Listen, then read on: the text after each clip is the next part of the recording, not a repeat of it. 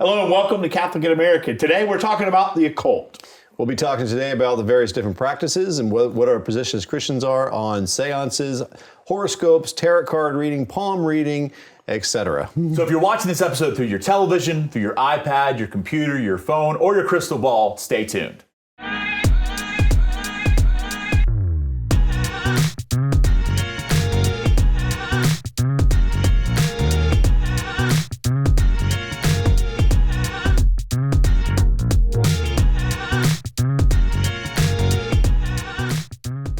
Hello everyone, welcome to Catholic in America. My name is Father Doug Martin. I'm joined today by Father Michael Nixon and Father Tom Dillon. And today we're talking about the occult and all that goes along with that. So this topic I think is fascinating. We actually got a lot of people online that asked for us to dig into this. It's probably something that comes up sometimes in surprising ways. You find people that are into the occult or into looking at their horoscope, or they went to a seance, or they use crystals. There's all sorts of kind of palm reading facets to this. So what are some of the common reasons why people engage in these things, and maybe even if they're Catholics or Christians, say like, this is not really that big of a deal?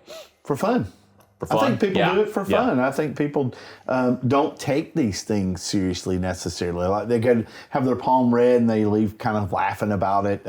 I think people who look at their horoscope in the paper usually every day. I don't know if it's still people even getting papers anymore. I have no idea. But anyway, they do it online. Yeah. Okay, they do it online now, but they would get it and they would look at it, and sometimes they would do it for fun, just to see what the day was. Sometimes that becomes a habit and it keeps going. And then even with the tarot cards, because sometimes I've heard of people going and having it read and being like, this is stupid, this isn't going to happen, and those sorts of things. So I do think that people do it for fun. They're not necessarily trying to participate in occultic activity. They may just not realize that is what it is. Yeah, doing it as a lark. But there's also other people who do it seriously, and people who are looking for answers. Usually what I've seen is that there's two predominant reasons why people fall into various different types of occult practices, whatever that may be. The form it takes, whether it be a Ouija board, or whether it be a seance, or whether it be palm reading, or whether it be astrology and horoscopes and the things that are associated with that. But a lot of it, for the people who are doing it more seriously, usually I've seen that it's been one of two things. One is the people who are trying to predict the future. People who are trying to have some understanding of the future. And when I also say the future, I also mean things that are happening beyond the veil. So like it's about this prediction of the future, but oftentimes a person who's lost a loved one, and they want answers to where are they right now? Are they okay? Are they safe? Are they happy?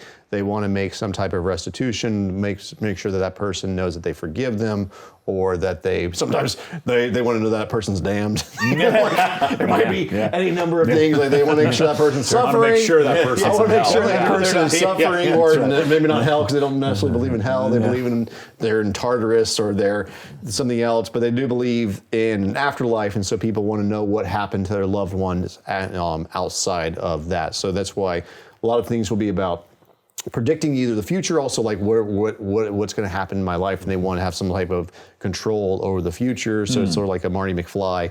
If I have the almanac, or if I have this special secret information over here, where this can give me some control over the future of what's going to happen, like in my job or my family, or is this the right person I'm supposed to marry, and like is this going to lead me to happiness and joy, or is this going to lead me to a divorce, my third or fourth divorce?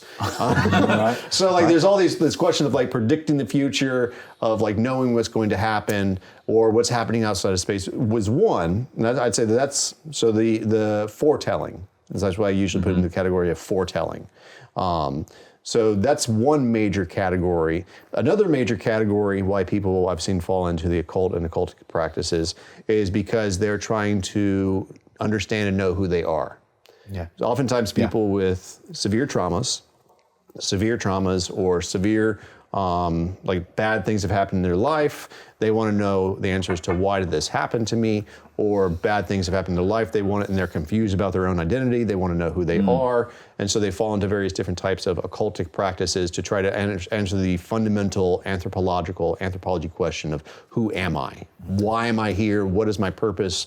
Do I have a purpose? And so therefore, I'm going to look to the stars where I'm going to look to these patterns that are found in the cosmos, in the universe. I'm going to look to the sign of the rat, or I'm going to look to the sign of Aries, or I'm going to look to the sign the dragon, or like this person with a gift that can help me. Yeah, this person can help me understand who I am. Yeah. Oftentimes because something traumatic happened, or because people they weren't taught this by others. Like oftentimes people without, from our perspective, from healthy parenting, a person didn't have parents, orphans, raised in unhealthy environments, and so they're looking for direction, looking for some type of guidance, and so the guidance which they look to is they wish upon a star. They look to the stars. They look to the universe. They look to energies, and they look to like, what am I? Who am I? Which is, and I think it's important to note this because we're going to talk about why the church is against these things. How the church would respond to it. That it makes sense that people would feel this way. We want them, if you've experienced brokenness or disorder in your life, you want to make sense of it. You want to make order out of it. You want to have some sort of control, especially for those who've been victimized. God bless them. This is not a judgment against any of those people who have experienced victimization and want to try to figure out some sort of way that they can control their own destiny. That a lot of these things, magical sort of occult practices, seem to have that at its core of like, I can control what happens. I can even control other people sometimes, which for some people that becomes a huge desire because they've never been able to do it because everything's been out of their control as well. Right. So going in that direction, it also plays on something we would call Gnostic, which is kind of secret knowledge. I know what's really going on in the world. I know the power that's underneath everything, and I can do something about it. And once I have this secret knowledge because I read this book, or I listened to this talk, or I went to that seminar, or I heard this person read my fortune, then I've got the inside track that everyone else is kind of struggling for. And sometimes it's giftedness too. I've never been, maybe it's someone who hasn't ever been special in their life, or maybe they've always felt that they were special.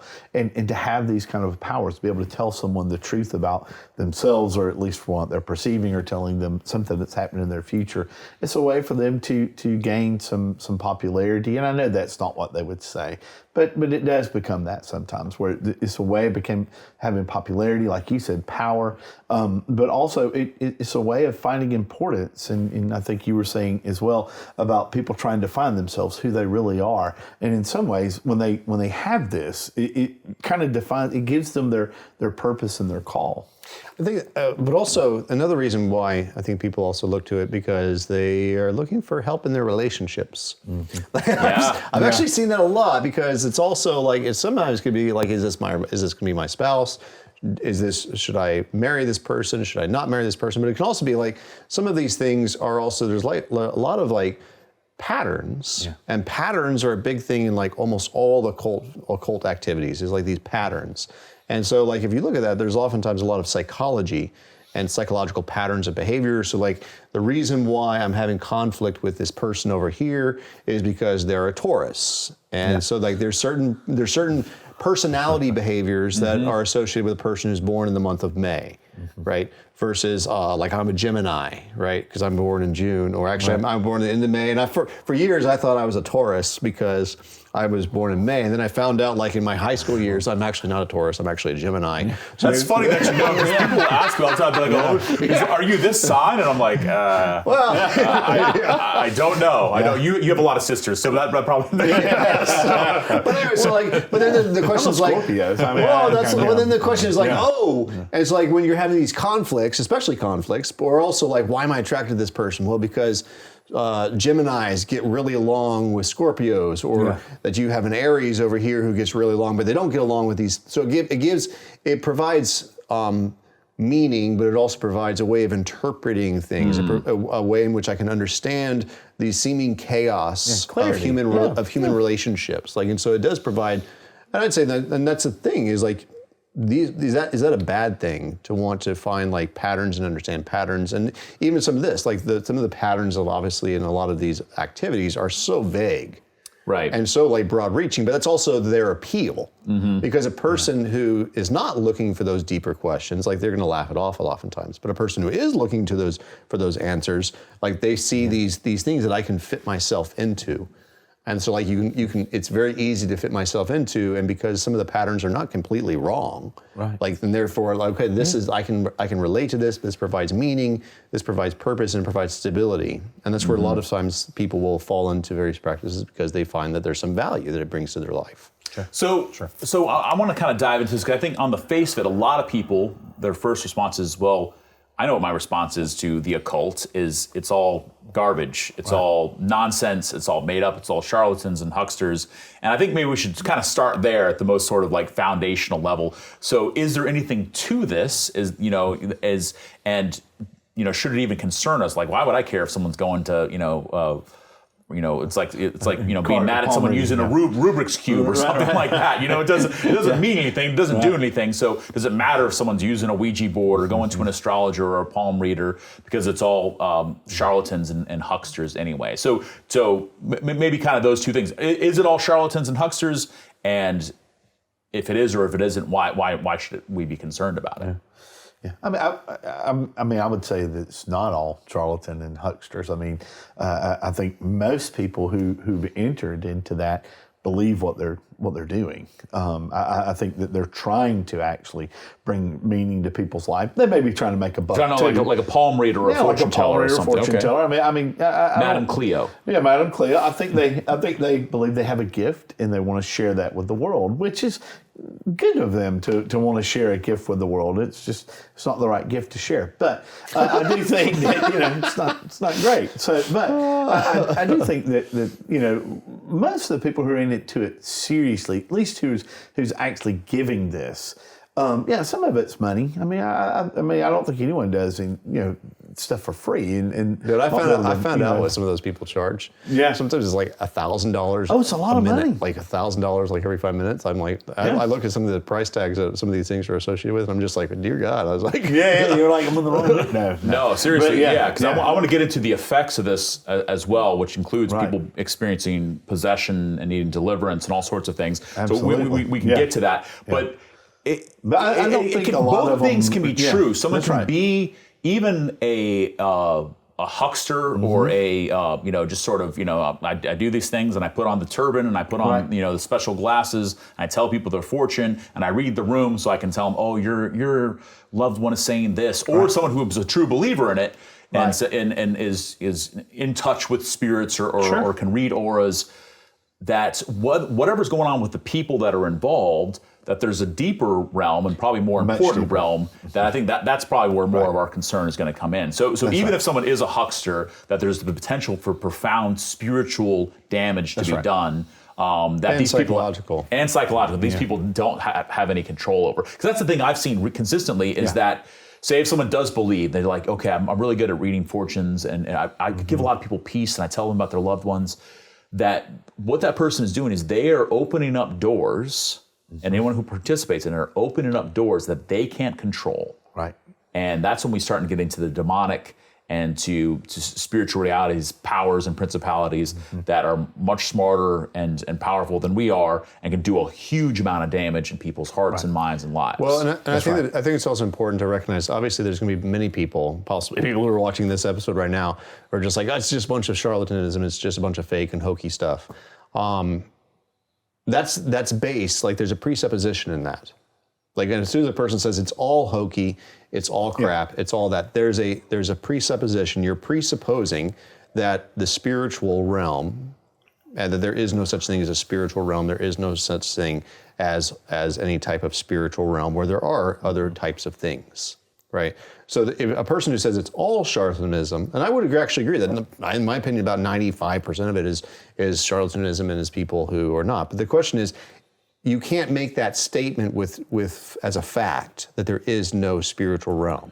Right. And that's sort of like the kind of the agnostic or the atheist approach to it's all a bunch of hogwash. It's all a bunch of, or as they slur against, hocus pocus. Right. It's all just a bunch of crap. Well, the question is how do you know that it's a bunch of crap? And now as we're getting to this thing where now people are starting to entertain, well, maybe it's a parallel universe, maybe it's all these different weird theories and like these philosophies, multiverse and things like that we're starting to get to. Okay, well, so there's that one. The problem is that whereas that much of it might actually be garbage and just charlatanism, there's also the possibility, is actually exactly what you're saying, is that you possibly open a doorway. And especially as Christians, as a biblical basis of this, there is actually a story in the Old Testament, one which is quite troubling when you actually read it, which is the story, especially if you're coming from a materialistic empiricist that none of this actually exists, then you go to the story that's found in 1 Samuel. Yes. Which The is Witch of Endor, which is one of my favorite titles for a character in the Bible. which is not Star Wars, Right. It's not the Ewoks. But no, the Witch of Endor exactly is that Saul was given a direct commandment by God to get rid of all of the soothsayers, all of the sorcerers, and all of the witches that were practicing alternative types of occult activity. He was told to banish them all out of the land, and anyone who refused to go, he was told to kill. Right? To not have them in the land. God took this seriously. God took it very seriously, which is also why, like, Saul was actually, in that case, early in his kingship, was obedient to that, which is why after he has lost the blessing of God, after he's lost the Spirit has left Saul's house, and that's what basically Samuel the prophet tells Saul before he dies. He's like, the Spirit of God has left your house because of your disobedience on other matters. And he said, the Spirit of God is now with your enemy David. And this is now the anointed one. Samuel dies, and now Saul's nearing this battle where he knows that it's not probably going to go well, and he wants to know what's going to happen. So he ends up, he's like, Samuel's dead, there's no prophet I can find. And so then he does exactly what he was told never to do, and which he himself had sworn never to get rid of. He goes to the witch in Endor. He asks, is there a witch? Is there someone who practices? He goes and talks, and he does a seance. He does this seance medium. And in this, I actually heard one interpretation of this passage, which is that she is a charlatan, but that's why she's so shocked and horrified that she actually summons something in that moment. And Samuel in the story shows up, and Samuel's pissed. Like, Samuel shows up and says, "What are you doing? And why are you doing this?" As actually there's that is that he actually touches, but it doesn't end up well for, in this case, for Saul. But the point being is, like, from a biblical basis, especially if there's people who are watching are Christians are like, well, this doesn't actually happen. No, there's actually biblical basis that sometimes this stuff works. But the problem being is that God has absolutely forbidden this, because it is one of the ways in which we get sucked into other alternative philosophies and world religions that are not leading one ultimately to God, but leading one away from God. And that's why these practices don't, and people are like, well, there's goodness, there's knowledge, and there's things like that, but does it lead us towards God, or does it lead us away from God? Would you say it always works, though? No. Because you said sometimes. It doesn't always work? No, I don't think it always works. So I want to bring up, because this is an example, if you want, of astrology as it's kind of known. And this comes from non-Jewish people. These are the wise men that come following Jesus, come to find Jesus. This is, of course, is in Matthew 2, and it says, now when Jesus was born in Bethlehem in Judea in the days of Herod the king, behold, wise men from the east came to Jerusalem, saying, where is he who has been born King of the Jews? For we have seen his star in the east and have come to worship him. And this is the Feast of the Epiphanies. This is a pretty central reality where the pagans from the east, wherever east is of Jerusalem, it could be, India, or it could be next door. You're saying Turkey, or something. But that, in a sense, they're using some sort of astronomical sign, whether that's astrology or that's a star chart or whatever it is, or maybe just even like a nascent science of astronomy to find Jesus or to have something. So what would we believe about that? Were they using something pagan that leads to something good, or what would be kind of our understanding of that? Well, it wasn't unusual in that day for people to use the stars as kind of compasses. I mean, those are the stars at one point were the things that really didn't change, or it didn't change much, at least, especially over 50, 60, 70 years. And so sailors used it, people used it as navigation. So to say, that stargazing or using the stars to give us some sort of specific knowledge, I mean, that's not necessarily a bad thing. It was what you had to use at the time. I mean, you didn't have a computer, you didn't have GPS, you didn't have all those sorts of things. And so it gives you senses of the times and the seasons. I mean, that's how we base particular feasts is on the moon itself. So so that's not necessarily a bad thing that they were doing by using the stars to find the Christ child. Yeah, I mean, it's vague, and it's vague in the scriptures what they were doing. Right. Like, it's not clear in the scriptures what it was. I just see someone trying to make a case for like, see, astrology's right here. Oh, and absolutely. It's okay. But that's also. But I'd also say this. Yes, and I'd entertain that as an idea. But the fact is that in the stories, it doesn't say what they were doing. Because I'll tell you this: if they were science, if they were magi, and therefore they were all more, it was more about like the astronomy. If you're an astronomer and you see a new star pop up in the sky, from nowhere. right? Yeah. All of a sudden, and this star is doing odd things. Like I think that anyone, especially if you're a rationalist, and you're an astronomer, you see a new star which is doing weird things in the sky. And so there's actually sky, and that's the thing is in the scriptures, God does use the sky. There's no question. And God uses natural phenomena, or in an unnatural or in a supernatural way, to show and to demonstrate things. And there's in our Catholic tradition, there's also stories that we have within our Catholic tradition. Obviously, they're not found in the Bible, but you'll find stories of the sun that danced, right?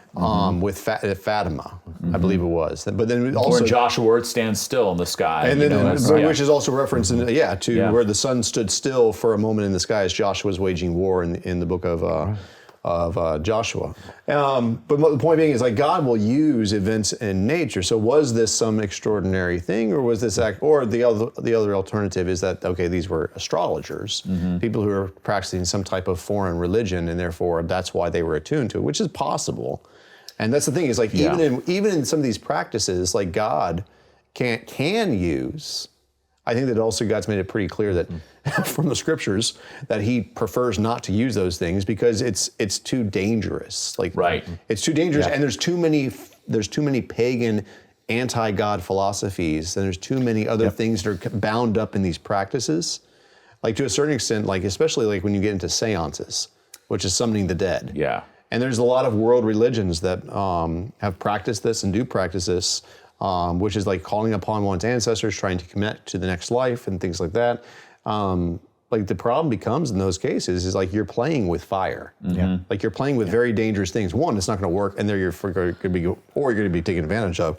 The other thing is like, if you connect to something in the next life, how do you have some assurances that it's actually what it says? And that's from the Catholic perspective is like also we recognize that there are other intelligences, that we are not the only intelligent life in reality. And so like the danger is like it's very dangerous, and also the likelihood that you talk to something that gives you secret information. How are you supposed to vet this information, especially when if you vet it against the scriptures, you're told not to do this. Right. The greatest thing about the Bible is that the Bible acts as a vetting process for truth. Absolutely.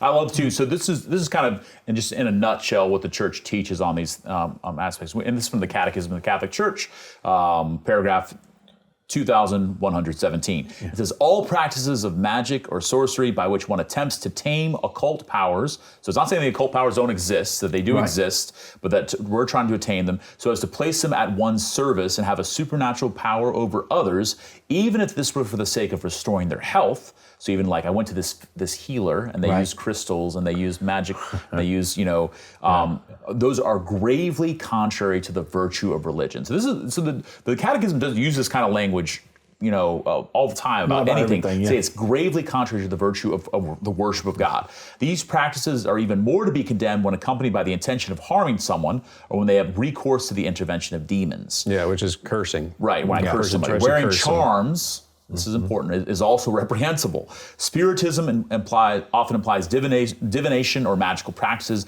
The church, for her part, warns the faithful against it. Recourse to so-called traditional cures does not justify either the invocation of evil powers or the exploitation of another's credulity. That's another person's kind of, I believe anything that kind of comes my way so I can take advantage of that. So again, the church makes it pretty clear that we shouldn't have anything to do with this. And I think maybe just kind of in summing this up for people and sort of the why behind it, the doors that are opened, and I don't know if you guys have any experiences within your own pastoral experience, but you talked about how expensive it is, what people charge. And I'll say from this, anytime someone comes to me, and I've had this happen many times as a priest, and they're having a problem with something possessing their house. They're having disturbances, noises that can't be explained, things that are moving, kind of poltergeist sort of activities. And this does happen. These aren't people who are not psychologically, confused. They're stable. They don't understand how this is happening. They're hearing voices. The thing I always ask them is, have you practiced astrology? Have you gone to a witch doctor or a palm reader or a seance or a tarot card reader? Have you been looking at your horoscope? Yeah. Every single time, it's always yes. Yeah. Every single time. And I had someone who was struggling. This guy was like, his friend had gotten certified in crystal readings or something like this. So had done one for him. He had started having these demonic just obsessions that were going on. It was making his life miserable. He comes to me, he says, like, my friend tells me that their teacher can get rid of this for me. It was going to cost $1,000, and I was like, bro, I'll give it to you. Cheap. I'll do it for $100, bro. For free right now. No, but in a sense, we had to. I heard one quote where a person was quoted $20,000. Holy cow! Because they had gone through multiple people who had promised them for like $500 or $1,000, and they kept coming up, and they could not get rid of it. That they I wonder why. Because what's happening is, in a sense, they're opening up doors that they can't close. They're dealing with things that this is your ancestors, or this is this person. No, that these are diabolical spirits who are perfectly willing to use a charlatan or use whoever in order to entrap somebody else. But I think also like the Witch of Endor. Absolutely, but I think that part of the difficulty in this is that people have lost, especially as we live in a materialistic, empiricist society where everything has to be reducible to some type of material cause. So that there has to be a material cause, because then you have on the opposite side people who probably might be watching this right now and say, this is why I hate religion, why I hate Catholicism, because they believe in all this crazy crap. But the point being is, like, we've lost in our modern society this sense of the sacred, and this sense of also that the sacred is ordered. And there's an order to creation. That's why, if you have an understanding of the sacred, that there is spiritual realities, and that also there's an order to this spiritual reality, that there's certain things that the demonic cannot do, and there's certain things that the demonic can do. So there is actually laws. There are rules and order to, and that's why, to a certain extent, when a priest comes in and does a blessing for a house, the reason why this is effective is because we're following the proper order, and we have higher power given to us by Christ, given to us by God himself to exercise and to reestablish order.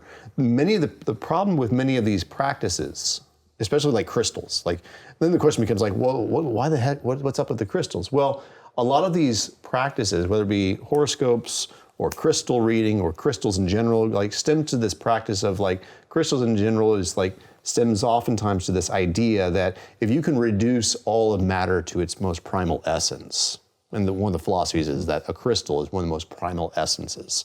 You can reduce this to its primal essence, you can harness, and because everything is actually chaotic.